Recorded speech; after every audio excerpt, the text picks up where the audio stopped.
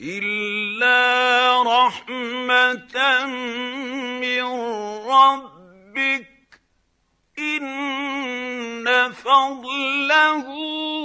كان عليك كبيرا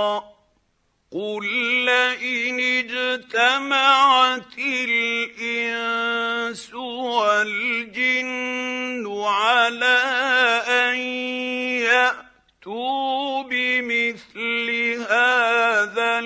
القرآن لا يأتون بمثله ولو كان بعضهم لبعض ظهيرا ولقد صرفنا للناس في هذا القرآن من كل مثل فأبى أكثر الناس إلا كفورا وقالوا لن نؤمن لك حتى تفجر لنا من الأرض ينبوعا أو تكون لك جنة من نخيل وعنب فتفجر الأنهار خلالها تفجيرا أو تسقط السماء كما زعمت علينا كسفا أو تأتي بالله والملائكة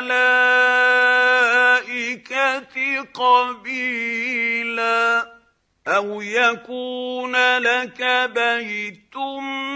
من زخرف أو ترقى في السماء ولن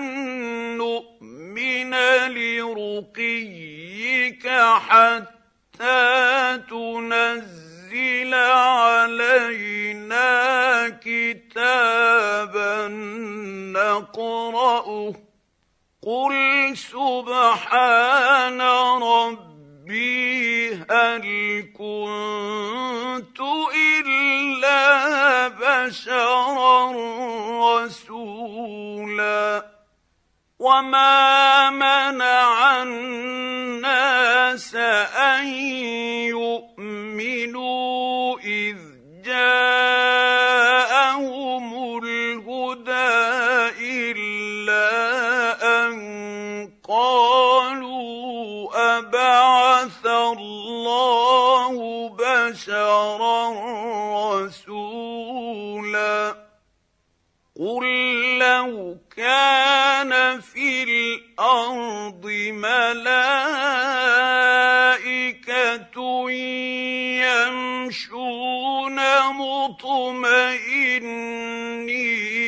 لنزلنا عليهم من السماء ملكا رسولا قل كفى بالله شهيدا بيني وبينكم إنه كان بعباده خبيرا بصيرا